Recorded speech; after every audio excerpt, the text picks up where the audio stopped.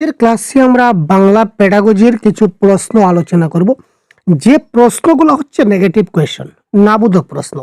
আজকের এই ক্লাসটা হচ্ছে সম্পূর্ণ নাবোধক। যেমন দেখুন, এখানে দেখুন ডাজ নট অ্যাপ্লাই, নিচের কোনটা এখানে প্রযোজ্য নয়। আরেকটা প্রশ্ন আছে, দেখুন প্রতিভাবান হওয়ার লক্ষণ নয়, নট এ সাইন। তো এটা বাইল্যাঙ্গুয়েল আছে, আপনারা সেটা ইংরেজি পেডাগজিতেও কাজে লাগবে, বাংলা পেডাগজিতেও কাজে লাগবে, অন্যান্য সাবজেক্টও কাজে লাগবে। গুরুত্বপূর্ণ ক্লাস হতে চলেছে এবং এই ধরনের প্রশ্ন কিন্তু আমাদের পরীক্ষায় আমরা বেশ দেখতে পাই যে নিচের কোনটা সত্য নয়, নিচের কোনটি প্রযোজ্য নয়, নিচের কোনটা ছাড়া বাকি সব ঠিক, এই ধরনের প্রশ্ন আপনাদের পরীক্ষায় আসে। কিন্তু এই যে নট কিংবা নয় এই শব্দটা আমরা সচরাচর পরীক্ষার হলে আমরা দেখতে পাই না, ভুল করি, যার কারণে আমরা আনসার মানে ভুল হয়ে যায়। ঠিক আছে, ক্লিয়ার? তো এই ক্ষেত্রে আমরা আজকের একটা ক্লাস খুব গুরুত্বপূর্ণ, দেখতে থাকুন। শিক্ষার অধিকার আইন 2009 এটা প্রযোজ্য নয়। শিশুদের নিয়মিত উপস্থিতি, কেন ভাই? নিয়মিত উপস্থিতি তো শিক্ষার অধিকার আইনে বলেছে, কারণ শিশুরা নিয়মিত উপস্থিত হতে হবে। প্রতিবন্ধী শিশু, চিলড্রেন উইথ ডিসেবিলিটিস, যে সকল শিশুরা প্রতিবন্ধী রয়েছে সবাইকে ইনক্লুসিভ এডুকেশনের মাধ্যমে শিক্ষার অধিকার আইন 2009 বলেছে যে সবাইকে সমান শিক্ষা দিতে হবে এবং 6 থেকে 14 বছর বয়স্ক যত শিশু আছে সবাইকে বাধ্যতামূলক শিক্ষাদান দিতে হবে, এটা আরটি অ্যাক্ট 2009 বলেছে। কিন্তু 14 থেকে 18 কিন্তু বলা হয়নি। শিশুদের children in the age group of 14 to 18, শিশুদের মধ্যে বয়স 14 থেকে 18, এটা আরটি অ্যাক্টের মধ্যে পড়ছে না। আরটি অ্যাক্টের মধ্যে যে শিশুদের বয়সের কথা বলা হয়েছে এটা আছে 6 থেকে 14 বছর। তো তার মানে কারেক্ট আনসার এখানে অপশন নাম্বার সি, কারণ নিচের কোনটা প্রযোজ্য নয় বলেছে, সুতরাং এটা এই ক্ষেত্রে হবে কি কারেক্ট আনসার। নিচের কোনটি প্রতিভাবান হওয়ার লক্ষণ নয়, মানে গিফটেড চিলড্রেন বা ট্যালেন্টেড চিলড্রেন নিচের কোনটা নয়? কৌতূহল বা কিউরিওসিটি, অন্যদের সঙ্গে মারামারি, অনন্যতার মধ্যে অভিব্যক্তি, না ধারণার সৃজনশীলতা? তো প্রত্যেকটা চ্যাপ্টার কিন্তু আমরা এক এক করে আমরা কন্টিনিউ করেছি। আমরা ডিসেম্বরের 1 তারিখ থেকে ডিসেম্বরের 25 ডিসেম্বর পর্যন্ত আমরা ক্লাস আমাদের কন্টিনিউ চলছে, যে প্রত্যেকটা 25টা টপিক আমরা এক একটা টপিকের কনসেপ্ট আমরা class number 1, class number 2, class number 3 দেওয়া আছে। আপনারা দেখে না থাকলে ভিডিওর প্লেলিস্টে গিয়ে দেখে নিতে পারেন। ক্লিয়ার ভাই? তো এবার এই যে প্রশ্নটা, নিচের কোনটা ট্যালেন্টেড যে ছাত্র, এই ট্যালেন্টেডের ক্ষেত্রে লক্ষণ নয়? তো ট্যালেন্টেডরা কি হয়? কিউরিওসিটি, তাদের মধ্যে কৌতূহল থাকে, নতুন কিছু আবিষ্কার করবে এই ধরনের চিন্তাধারা থাকে, তাদের মধ্যে এক্সপ্রেশনের একটা ইউনিক আইডিয়া থাকে যে আমি নতুন কিছু একটা বানাবো, এটা তার মধ্যে থাকে। তার মধ্যে একটা ক্রিয়েটিভিটি থাকে, ধারণার সৃজনশীলতা তার মধ্যে থাকছে। কিন্তু যখনই প্রতিভাবান শিশুরা কিন্তু কখনো ভাই মারামারি করে না, অন্যদের সঙ্গে মারামারি তারা কখনো করে না, সুতরাং ফাইটিং উইথ আদার্স এটা এই ক্ষেত্রে সত্য নয়। তো correct answer option number B এই ক্ষেত্রে কারেক্ট আনসার। নিচের কোনটি ভাষার বিকাশকে প্রভাবিত করে না? নিচের কোনটি ভাষার বিকাশকে প্রভাবিত করে না, এটা আমরা দেখতে হবে। পরিপক্কতা, স্বাস্থ্য, প্রেরণা, নাকি উচ্চতা বা ওজন? এই ক্ষেত্রে কোয়েশ্চেন নাম্বার 3। ম্যাচুরিটি সঙ্গে ভাষার একটা সম্পর্ক আছে, স্বাস্থ্যের সঙ্গে ভাষার একটা সম্পর্ক আছে। কিভাবে আপনারা বলবেন? তার স্বাস্থ্য যদি ভালো হয়, সে যদি সুখে থাকে, বা সুখে থাকে বলতে শারীরিকভাবে যদি সুস্থ থাকে, তাহলে তার ভাষার বিকাশ, সঠিকভাবে কথা বলতে পারবে, সঠিকভাবে সে রাগান্বিত না হয়ে সুন্দরভাবে কথা বলতে পারবে, ভাষার বিকাশটা হবে। মোটিভেশন অত্যন্ত গুরুত্বপূর্ণ, কিন্তু উচ্চতা বা ওজন এখানে ভাষা বিকাশে কোনো গুরুত্বপূর্ণ ভূমিকা পালন করে না। উচ্চতা 4 ফুট হলেও যা, আর উচ্চতা 6 ফুট হলেও তা। 4 ফুট হোক আর 6 ফুট হোক এটা কোনো ব্যাপার না, তার ভাষা বিকাশ এখানে এটা প্রভাবিত করবেন না। ক্লিয়ার ভাই? চরিত্র গঠনের জন্য কোন কারক বা ফ্যাক্টর এখানে সহায়ক নয়? চরিত্র গঠনের জন্য কোন কারকটা এখানে সহায়ক হচ্ছে না? অভ্যাস, ইচ্ছা, অনুকরণ, নাকি নির্দেশ? তো চরিত্র গঠনের জন্য আমাদের একটা ভালো অভ্যাস থাকা দরকার। ঠিক আছে ভাই? ভালো ডিজায়ার, ভালো একটা ইচ্ছা থাকা দরকার, ভালো ভালো জিনিস আমাদের অনুকরণ করতে হবে, ইমিটেশন করতে হবে। কিন্তু ইনস্ট্রাকশন এই ক্ষেত্রে কোনো ভূমিকা পালন করে না। আমি কাউকে ইনস্ট্রাকশন দিয়ে আমি কার চরিত্র গঠন করতে পারি না, যদি সে নিজে থেকে যদি সে তার চরিত্র গঠন করতে না চায়। ক্লিয়ার? নিচের কোনটি শিশুদের সৃজনশীলতা বিকাশে সহায়ক নয়? Creativity, why creativity. খেলা, গেমস, বক্তৃতা, তারপর হচ্ছে গল্প লিখন, নাকি কনস্ট্রাকশন রিলেটেড অ্যাক্টিভিটিস, নির্মাণ সম্পর্কিত কার্যক্রম, ক্রিয়েটিভিটি?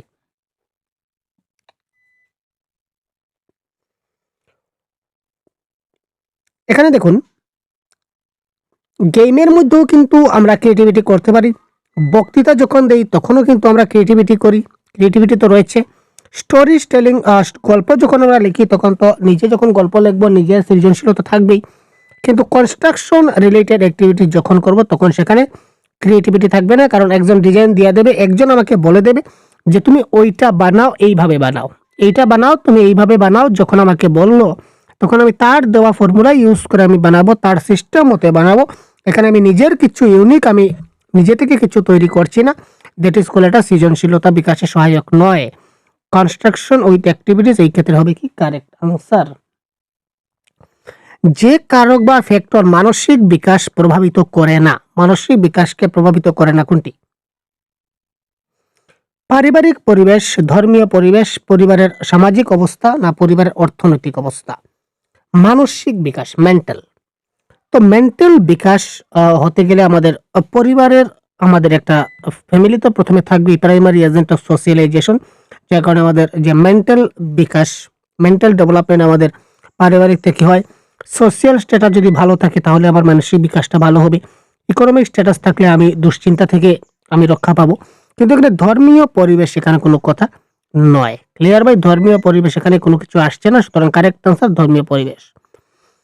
যেটি উদ্যমী বন্ধুত্বপূর্ণ শিশুর বৈশিষ্ট্য নয়, which is not a characteristics of energetic friendly child. Energetic মানে উদ্যমী বন্ধুত্বপূর্ণ, যেটা বৈশিষ্ট্য। Question number 7। এই ক্ষেত্রে কারেক্ট আনসার হবে cheerful, social, easily irritated, high level of energy. এই ক্ষেত্রে কারেক্ট আনসার কি হবে আপনারা বুঝতে পারছেন। এটা কারেক্ট আনসার হবে আমাদের ইজিলি ইরিটেটেড বা সহজেই বিরক্ত। যে বন্ধুত্বপূর্ণ সম্পর্কটা, ভালো বন্ধু, সবচেয়ে ভালো মানের যে বন্ধু, সে কি হয় না, সে সবসময় আমার সঙ্গে আনন্দ করতে ভালোবাসে, সে সোশিয়াল হয়, তার মধ্যে হাই লেভেল অফ এনার্জি থাকে, কিন্তু সে সহজেই কি হয় না, বিরক্ত হয় না। তো সহজেই বিরক্ত, এটা নেগেটিভ, আর নেগেটিভের আনসার সবসময় কি হবে ভাই, নেগেটিভ হবে, এটা আমাদের মাথায় রাখতে হবে। নিচের কোনটি গঠনমূলক মূল্যায়নের উপকরণ নয়? এখানে ফরমেটিভ অ্যাসেসমেন্টের কথা বলা হয়েছে। নিচের কোনটি ফরমেটিভ অ্যাসেসমেন্ট নয়?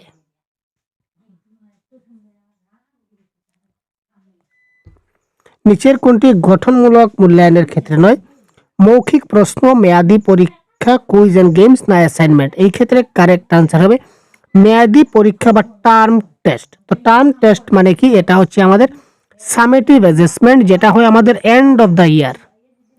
ঠিক আছে ভাই? তো এন্ড অফ দ্য ইয়ারে আমাদের যে টেস্টটা হবে এটা হবে কি মেয়াদি পরীক্ষা বা টার্ম টেস্ট। এটাকে আমরা বলতে পারি সামেটিভ অ্যাসেসমেন্ট। তো এটা আমাদের ফরমেটিভ অ্যাসেসমেন্ট নয়। বাকি মৌখিক প্রশ্নের মাধ্যমে আমরা ফরমেটিভ করতে পারি, কুইজ এন্ড গেমের মাধ্যমে করতে পারি, বা অ্যাসাইনমেন্টের মাধ্যমে আমরা করতে পারি। ক্লিয়ার? তারপর একজন শিক্ষক শিক্ষার্থীর মানসিক বিকাশের জ্ঞান অর্জন করে কি পরিকল্পনা করতে পারেন না? তিনি এখানে কি করতে যাচ্ছেন? তিনি এখানে তার মানসিক যে বিকাশের জ্ঞানটা অর্জন করাতে চাইছেন। এখানে পাঠ্যক্রম আমার লাগবে, কারিকুলাম তো লাগবে, টিচিং মেথড লাগবে, সিলেকশন সাবজেক্ট লাগবে, কিন্তু মানসিক বিকাশের জন্য তার ফিজিক্যাল ডেভেলপমেন্টের প্রয়োজন হয় না। মানসিক বিকাশ বলতে গেলে তার ফিজিক্যাল ডেভেলপমেন্ট, সে ফিজিক্যালি অনেক শক্তিশালী হলে তার যে মানসিক বিকাশ হবে, আর ফিজিক্যালি সে যদি একটু উইক হয় সেক্ষেত্রে মানসিক হবে না, এরকম কোনো কথা নয়। সুতরাং অপশন নাম্বার ডি এই ক্ষেত্রে হয়ে গেল কি কারেক্ট আনসার। নিচের কোনটি প্রকল্প সাহায্য হিসাবে বিবেচিত হয় না? Project aid. Which of the following is not considered a project aid? Slide projector, overhead projector, কৃষ্ণফলক, নাকি এপিডিয়াস্কোপ? এটা কারেক্ট আনসার আমাদের হবে। এখানে দেখতে পাচ্ছেন প্রজেক্ট মানে একটা প্রজেক্টর, এইডস যেটা বলা হয়, কিন্তু ব্ল্যাকবোর্ড কিংবা কৃষ্ণফলক কিন্তু কোনো প্রজেক্টর নয় বা কোনো প্রজেক্ট এইড নয়। এটা হচ্ছে একটা সাধারণ টিএলএম হিসাবে আমরা ব্যবহার করতে পারি, টিচিং লার্নিং ম্যাটেরিয়াল হিসেবে ব্যবহার করা যায়। সুতরাং এই ক্ষেত্রে কারেক্ট আনসার হচ্ছে অপশন নাম্বার সি। নিচের কোনটি ভালো অর্জন পরীক্ষার বৈশিষ্ট্য নয়? Good achievement. Which of the following is not a characteristics of a good achievement test? Good একটা ভালো অ্যাচিভমেন্ট হতে গেলে, ভালো যে কোনো কিছু হতে গেলে এটা একটা বৈধ থাকতে হবে, একটা রিলেটেবিলিটি থাকতে হবে, একটা অবজেক্টিভ, কিন্তু অস্পষ্টতা। সবসময় আমরা কি করি, ভালো কিছু যখনই হবে, একটা মাথায় রাখুন, যখনই আমরা ভালো করব, ভালো করতে গেলে প্রত্যেকটা জিনিস আমার স্পষ্ট হওয়া চাই। যেমন ধরুন আপনার হাতের লেখা, হাতের লেখা যদি ভালো হাতের লেখা হয়, তাহলে হাতের লেখাটা কি হতে হবে, স্পষ্ট হতে হবে। আর ভালো লেখা, হাতের লেখা যদি মানে যদি অস্পষ্ট হয়, তাহলে সেটাকে আমরা ভালো হাতের লেখা বলবো, মানে গুড অ্যাচিভমেন্ট বলবো না। তার মানে অস্পষ্টতা এখানে নয়। সুতরাং কারেক্ট অ্যান্সার নট কি, অস্পষ্টতা। নিচের কোনটি শিক্ষার্থীদের শিখন অসুবিধার বৈশিষ্ট্য নয়? Which of the following is not a characteristics of student with learning difficulties?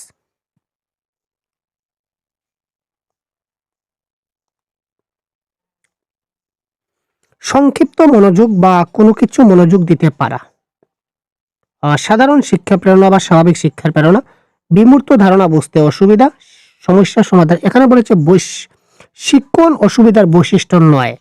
তো খুব কম সময় মনোযোগ দিতে পারে, এটা তো তার একটা অসুবিধা। বিমূর্ত ধারণা বুঝতে পারে না, বুঝতে অসুবিধা, এটা তার অসুবিধা। সমস্যার সমাধান করতে পারে না, এটা তার একটা অসুবিধা। কিন্তু সাধারণ শিক্ষা প্রেরণা বা স্বাভাবিক শিক্ষার যেটা মোটিভেশন, এটা তো তার মধ্যে রয়েছে। সুতরাং এটা তোমার অসুবিধা নয়। তো এখানে বলেছে অসুবিধা নয় কোনটি, তো অসুবিধা নয় হচ্ছে option number B. Question number 13, নিচের কোনটি প্রতিভাধর শিশুর বৈশিষ্ট্য নয়? আগে যে বলেছিলাম গিফটেড চাইল্ড, তো which is not a characteristics of child with giftness? একদম সর্বশেষ কোয়েশ্চন, প্রতিশ্রুতি উচ্চ স্তরের, যারা প্রতিভাধর শিশু থাকে, গিফটেড চাইল্ড থাকে, তাদের প্রতিশ্রুতিটা হাই লেভেল অফ কমিটমেন্ট থাকে। তারা কাজ পছন্দ করে, স্বাধীনভাবে কাজের উপর তারা নিজে নিজে কাজ করতে পছন্দ করে, এটাও ঠিক আছে।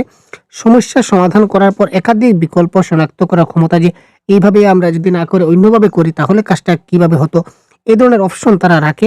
কিন্তু একটি কাজ তারা বারবার করে না, তার পরিবর্তে তারা অনেকগুলো কাজ অনেকবার করে। যেমন একটা কাজ একবার করলো, তারপর ওই কাজটাকে তার আরেকভাবে করবো যদি চায়, কিন্তু একই কাজ একইভাবে তারা বারবার করে না, এই ব্যাকুলতা তারা রাখে না।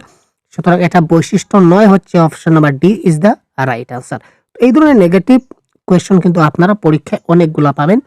তো আজকে আমরা একটা ঝলক দেখালাম, তো তার পরবর্তীতে এই ধরনের আরো কিছু প্রশ্ন আমরা নিয়ে আসবো আপনাদের জন্য। সাথে থাকুন। এবং আজকের এই 13টার মধ্যে কার কতটা প্রশ্ন কারেক্ট হলো সেটা অবশ্যই কমেন্ট বক্সে আমাদের জানাবেন। ঠিক আছে ভাই? তো এই পর্যন্ত আজকে বিদায় নিচ্ছি। ধন্যবাদ। ভালো থাকবেন। জয় হিন্দ।